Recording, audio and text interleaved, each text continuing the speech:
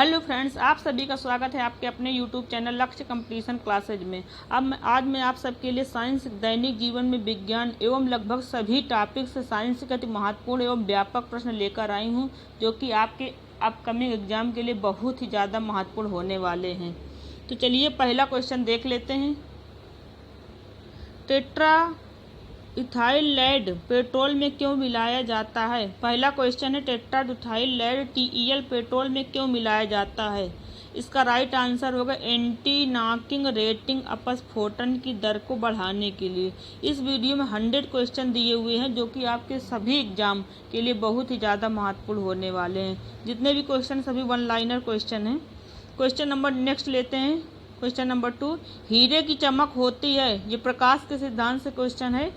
विज्ञान के टॉपिक प्रकाश से बहुत ही महत्वपूर्ण क्वेश्चन है कि हीरे की चमक किस कारण होती है। तो इसका राइट आंसर होगा पूर्ण आंतरिक परावर्तन के कारण। हीरा किस लिए चमकता है? आंतरिक परावर्तन के कारण चमकता है। प्रकाश के आंतरिक परावर्तन के कारण हीरे में चमक पाई जाती है। क्वेश्चन नंबर 3 लेते हैं। आपेक्षिक आर्द्रता नापी जाती है। इसका आंसर होगा हाइग्रोमीटर से। आपेक्षिक आर्द्रता का मापन किया जाता है। इसका आंसर होगा हाइग्रोमीटर से। क्वेश्चन नंबर नेक्स्ट, रेटिना पर बनने वाला प्रतिबिंब होता है। रेटिना, जो मानव की आंख में रेटिना होती है, उस पर कैसा प्रतिबिंब बनता है? तो इसका राइट आंसर होगा वास्तविक, उल्टा तथा वस्तु से छोटा। रेटिना पर जो प्रतिबिंब बनता है वो वास्तविक होता है, उल्टा होता है तथा वस्तु से छोटा बनता है। Very most important question, very most important question. एक ये क्वेश्चन, एक हीरे की चमक वाला, ये दोनों क्वेश्चन बहुत ही ज़्यादा महत्वपूर्ण है। अपेक्षिक आर्द्रता का भी क्वेश्चन महत्वपूर्ण है, ये भी एग्जाम में पूछा जाता है। रेटिना वाला भी क्वेश्चन महत्वपूर्ण तथा हीरे की चमक का भी क्वेश्चन बहुत ही ज़्यादा महत्वपूर्ण। तीनों क्वेश्चन बहुत ही ज़्यादा महत्वपूर्ण है। और जितने भी क्वेश्चन यकीन मानिए 100% सभी एग्जाम में आए हुए ही क्वेश्चन हैं इस वीडियो में। पोलियो का टीका सर्वप्रथम किसने तैयार किया? तो मोस्ट इम्पॉर्टेंट क्वेश्चन, पोलियो का टीका सर्वप्रथम किसने तैयार किया? तो इसका राइट आंसर हो जाएगा जोन्स साल्क ने। पोलियो का टीका जोन्स साल्क ने तैयार किया था। नेक्स्ट क्वेश्चन, गोबर गैस का मुख्य संगठक क्या है? गोबर गैस जो होती है उसमें मुख्य घटक क्या होता है उसका? तो इसका राइट आंसर होगा मीथेन। वेरी गुड, बहुत ही इंपॉर्टेंट क्वेश्चन है ये।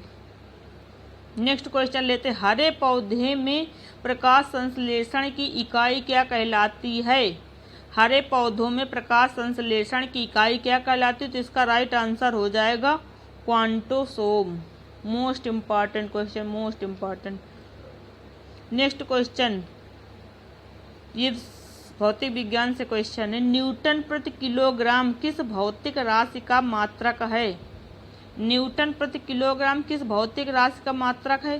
तो इसका आंसर हो जाएगा त्वरण का। न्यूटन प्रति किलोग्राम त्वरण का मात्रक है। मोस्ट इम्पॉर्टेंट फिजिक्स से क्वेश्चन है। क्वेश्चन नंबर, ये रोग वाले क्वेश्चन भी बहुत आते हैं एग्जाम में, से 1-2 क्वेश्चन हर एग्जाम में आते हैं। तो ये देख लेते हैं। गाइटर नामक रोग शरीर में किसकी कमी के कारण होता है? गाइटर नामक रोग किसकी कमी से होता है? तो इसका आंसर हो जाएगा आयोडीन की कमी के कारण। आयोडीन की कमी से कारण गाइटर हो जाता है। नेक्स्ट क्वेश्चन लेते हैं। वायरोलॉजी में किसका अध्ययन किया जाता है? वायरोलॉजी, तो जैसा कि इसका नाम से स्पष्ट, वायरोलॉजी में वायरस यानी विषाणुओं का अध्ययन किया जाता है। इसका राइट आंसर होगा विषाणुओं का। क्वेश्चन नंबर नेक्स्ट लेते हैं। विटामिन सी का रासायनिक नाम क्या है? ये भी क्वेश्चन इस विटामिन से संबंधित क्वेश्चन जरूर 1-2 एग्जाम में आते हैं, तो ये भी क्वेश्चन को आप लोग अपनी नोटबुक में राइट कर लेना। विटामिन सी का रासायनिक नाम है एस्कॉर्बिक एसिड यानी एस्कॉर्बिक अम्ल। नेक्स्ट क्वेश्चन, सामान्य व्यक्ति का अनुशीलक डायस्टोलिक रक्तदाब कितना होता है? सामान्य व्यक्ति का अनुशीलक डायस्टोलिक रक्तदाब कितना होता है? इसका राइट आंसर आप सबके सामने है, 80 मिलीमीटर पारे के। नेक्स्ट क्वेश्चन, श्वेत प्रकाश के प्रिज्म द्वारा बने वर्णक्रम में किस रंग का विचलन सबसे अधिक होता है? जो श्वेत प्रकाश की प्रिज्म बनता है तो उसमें जो वर्णक्रम होता है तो सबसे ज़्यादा विचलन किस रंग का होता है ये बताना है। तो इसका राइट आंसर होगा बैंगनी रंग का। Most important question. अगले क्वेश्चन को देखते हैं, कैलोमल क्या होता है। कैलोमल क्या होता है, तो इसका राइट आंसर होगा mercurous chloride. Calomel mercurous chloride को कहते हैं, Hg2Cl2। नेक्स्ट क्वेश्चन, सिंदूर का रासायनिक नाम क्या है। इससे क्वेश्चन जरूर पूछे जाते हैं एग्जाम में, ये भी बहुत ही ज़्यादा इम्पॉर्टेंट है। सिंदूर का रासायनिक नाम है mercuric sulphide. Mercuric sulphide HgS, जिसको HgS बोलते हैं। नेक्स्ट क्वेश्चन, झूठा सोना किसे कहा जाता है। झूठा सोना कहलाता है, आंसर प्रकृति में पाया जाने वाला आयरन सल्फाइड तथा आयरन पाइराइड्स को हम झूठा सोना कहते हैं। इंपॉर्टेंट क्वेश्चन है ये, प्रकृति में पाया जाने वाला आयरन सल्फाइड तथा iron pyrites. Next question, pancreatic juice में पाया जाने वाला एंजाइम है। पैंक्रियाटिक जूस में पाया जाने वाले एंजाइम है, राइट आंसर होगा trypsin enzyme. Very very important question, very very important. Next question देखते हैं, आप सबके सामने है क्वेश्चन नेक्स्ट।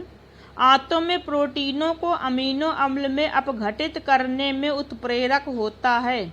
आंतों में, इंटेस्टाइन में जो प्रोटीनों को अमील अम्ल में अपघटित करता है, तो उसमें उत्प्रेरक का काम कौन करता है। तो इसका राइट आंसर हो जाएगा पेप्सिन एंजाइम करता है। पेप्सिन एंजाइम करता है। दिसंबर में आरआरबी, एनटीपीसी, रेलवे, एसएससी सारे एग्जाम दिसंबर 15 दिसंबर के बाद होंगे। तो ये जितने भी एग्जाम हैं, आप सभी के लिए जितने भी क्वेश्चन है बहुत ही ज़्यादा इंपॉर्टेंट है। आप सभी को सारे क्वेश्चन बहुत ही ध्यान से देखना है। और हाँ, जो शिक्षक भर्ती की तैयारी कर रहे हैं सुपर टेट 2020 की, उनके लिए भी क्वेश्चन बहुत ही ज़्यादा इम्पॉर्टेंट हैं। नेक्स्ट क्वेश्चन, एस्ट्रोडी क्या है। एस्ट्रोडी क्या है आपको बताना है। तो एस्ट्रोडी है ब्रह्मांड के विकास का अध्ययन करने वाला जापानी एक्सरे उपग्रह। एस्ट्रोडी एक उपग्रह है जापानी, जो कि ब्रह्मांड के विकास का अध्ययन करता है। क्वेश्चन नंबर नेक्स्ट लेते हैं, ध्रुव तारा आकाश में एक ही स्थान पर दिखाई देता है जबकि अन्य तारे नहीं, इसका क्या कारण है। ये बताना कि ध्रुव तारा होता है वो हमेशा एक ही दिशा में दिखाई पड़ता है, उत्तर दिशा में, और एक ही स्थान पर दिखाई देता है, जबकि जो अन्य तारे होते हैं वो एक स्थान पर दिखाई नहीं देते हैं हमेशा। तो इसका बताना है कि इसका कारण क्या है। तो इसका राइट आंसर होगा ध्रुव तारा का पृथ्वी के घूर्णन अक्ष की दिशा में स्थित होने के कारण। जो ध्रुव तारा है वो पृथ्वी के घूर्णन अक्ष की दिशा में स्थित है, इसलिए हमेशा एक ही स्थान पर दिखाई देता है। नेक्स्ट क्वेश्चन, मनुष्य हृदय में सामान्यतः प्रति मिनट कितनी बार स्पंदन करता है। जो मानव का हृदय होता है वो 1 मिनट में कितनी बार स्पंदन करता है। तो इसका राइट आंसर होगा 72 बार, यानी 72 बार।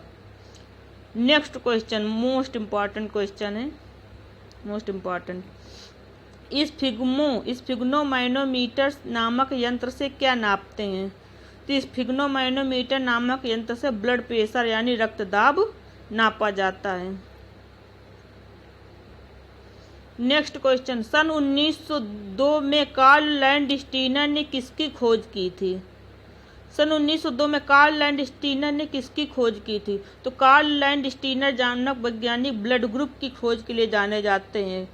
रक्त समूह की खोज इन्होंने ही ए ब्लड ग्रुप तथा बी ब्लड ग्रुप और ओ, ये 4 ब्लड ग्रुप लैंडस्टीनर ने ही बताए थे। क्वेश्चन नंबर नेक्स्ट लेते हैं, समुद्र का जल नीला क्यों दिखाई देता है। ये भी प्रकाश के सिद्धांत से क्वेश्चन है। समुद्र का जल नीला क्यों दिखाई देता है, बहुत इंपॉर्टेंट टॉपिक है प्रकाश। प्रकाश सभी एग्जाम्स के लिए ही बहुत ज़्यादा इंपॉर्टेंट क्वेश्चन, इससे क्वेश्चन जरूर बनते हैं हर एग्जाम में। तो समुद्र का नीला दिखाई देता है जल के कणों द्वारा प्रकाश के प्रकीर्णन के कारण। समुद्र का जल नीला इसलिए दिखाई देता है क्योंकि जो जल के कण होते हैं उसमें प्रकाश का प्रकीर्णन होता है, इसके कारण समुद्र का जल हमेशा नीला दिखाई पड़ता है। नेक्स्ट क्वेश्चन, प्रोटीन किस गैस का प्रमुख यौगिक है। तो इसका राइट आंसर होगा नाइट्रोजन गैस का। इंपॉर्टेंट क्वेश्चन ये भी, और ये समुद्र वाला तो बहुत ही ज़्यादा इंपॉर्टेंट है। नेक्स्ट क्वेश्चन, ये भी बहुत इंपॉर्टेंट क्वेश्चन है, इन्वायरमेंट में भी और साइंस में भी, दोनों उसमें बहुत इंपॉर्टेंट क्वेश्चन है। इथोलॉजी में किसका अध्ययन किया जाता है। तो तो इसका राइट आंसर होगा इथोलॉजी में जानवरों का व्यवहार का अध्ययन एवं उनके सामान्य वातावरण में अध्ययन किया जाता है, उनके सामान्य वातावरण का अध्ययन किया जाता है। नेक्स्ट क्वेश्चन, नोबेल पुरस्कार से संबंधित क्वेश्चन। नोबेल पुरस्कार से सम्मानित होने वाली विश्व की प्रथम महिला विज्ञान के क्षेत्र की थी, वह कौन सी थी? नोबेल पुरस्कार से सम्मानित होने वाली प्रथम महिला विज्ञान की क्षेत्र की मैडम क्यूरी थी। इन्हें सन 1930 ईस्वी में भौतिक विज्ञान के क्षेत्र में नोबेल पुरस्कार दिया गया था। मैडम क्यूरी को भौतिक विज्ञान के क्षेत्र में नोबेल पुरस्कार मिला तो सन 1930 में मिला था। इम्पॉर्टेंट क्वेश्चन है। अगर आप किसी भी एग्जाम की तैयारी करते हैं जैसे bank, SSC, NTPC, RRB, super TET, शिक्षक भर्ती, यूपी टेट के जूनियर लेवल में भी ये क्वेश्चन बहुत ही ज़्यादा इम्पॉर्टेंट हैं। तो सभी लोग सारे क्वेश्चंस को आप लोग ध्यान से देखिएगा। नेक्स्ट क्वेश्चन, पानी में सुई तो डूब जाती है जबकि भारी भारी समुद्री जहाज तैरते रहते हैं, क्या कारण है? इसका आंसर होगा जहाज के डूबे हुए भाग से हटाए गए पानी का भार सारे जहाज के बराबर होता है, इसलिए वो प्लवन करता है। सुई के द्वारा हटाए गए पानी का भार सुई के भार से कम होता है, जिससे सुई पानी में डूब जाती है। Next question, next important question है ये। भारत का स्वदेश निर्मित दूसरी पीढ़ी का पहला उपग्रह कौन सा है? भारत का स्वदेश निर्मित दूसरी पीढ़ी का पहला उपग्रह कौन सा है? इसका राइट आंसर होगा इनसेट 2A। भारत का स्वदेश निर्मित दूसरी पीढ़ी का पहला उपग्रह इनसेट 2A है। नेक्स्ट क्वेश्चन, सूर्य के प्रकाश की सहायता से शरीर में किस विटामिन का निर्माण होता है? सूर्य के प्रकाश की सहायता से शरीर में किस विटामिन का निर्माण होता है? तो इसका राइट आंसर हो जाएगा सूर्य के प्रकाश से हमें विटामिन डी मिलता है। मोस्ट इम्पॉर्टेंट क्वेश्चन, सूर्य के प्रकाश से हमें विटामिन डी मिलता है। नेक्स्ट क्वेश्चन पुच्छल तारे से संबंधित है। हैली पुच्छल तारा प्रति कितने वर्ष बाद दिखाई देता है? इसको बताना कि हैली पुच्छल तारा कितने वर्ष बाद दिखाई देता है, तो इसका राइट आंसर होगा 76 वर्ष। नेक्स्ट क्वेश्चन, किन तिरंगों की सहायता से चमगादड़ें रात में सुरक्षित उड़ती हैं? तो इसका राइट आंसर हो जाएगा पराश्रव्य तरंगों की सहायता से। चमगादड़ रात में पराश्रव्य तरंगों की सहायता से सुरक्षित उड़ते हैं। Important question. Next question, HIV विषाणु से कौन सा रोग होता है? तो इसका आंसर आप सभी को मालूम होगा, एड्स रोग। नेक्स्ट क्वेश्चन, ये भी बहुत इंपॉर्टेंट क्वेश्चन, कई भी एग्जाम में तो ये तो आया हुआ ही क्वेश्चन है, बहुत ही ज़्यादा एग्जाम में आया हुआ है। रक्त का थक्का जमाने में कौन सा विटामिन सहायक होता है? तो इसका राइट आंसर हो जाएगा विटामिन के।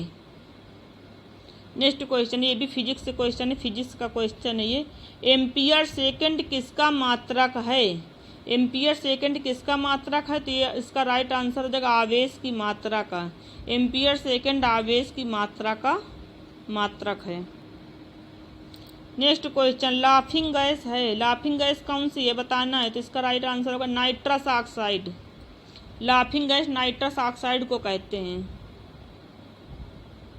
बाह्य चुंबकीय प्रभावों से वैज्ञानिक यंत्रों की रक्षा की जाती है, कैसे रक्षा की जाती है? तो इसका राइट आंसर होगा लौह कवर में रखकर।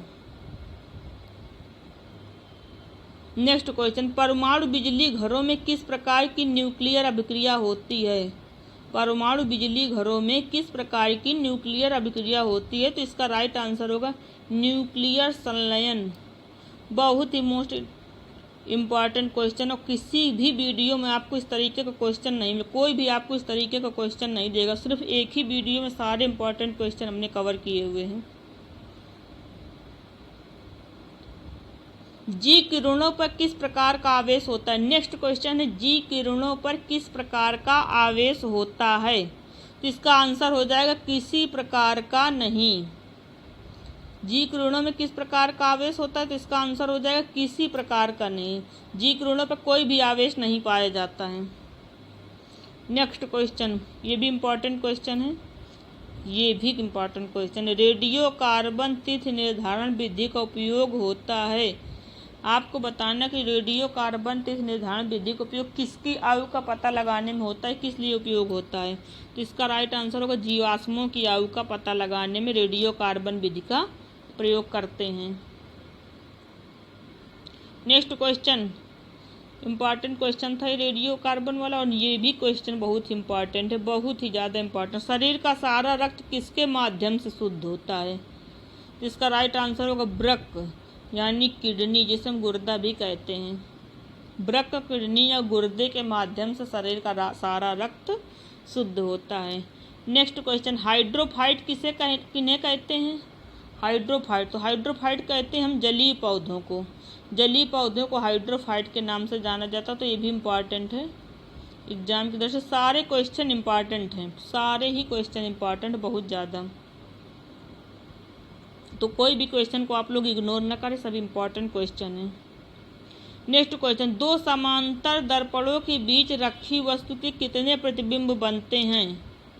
जब दो समांतर दर्पणों के बीच कोई भी वस्तु रखी जाती है तो उसमें कितने प्रतिबिंब बनते हैं। तो इसका राइट आंसर होगा अनंत, इनफाइनाइट, इनफाइनाइट, अनंत प्रतिबिंब बनते हैं।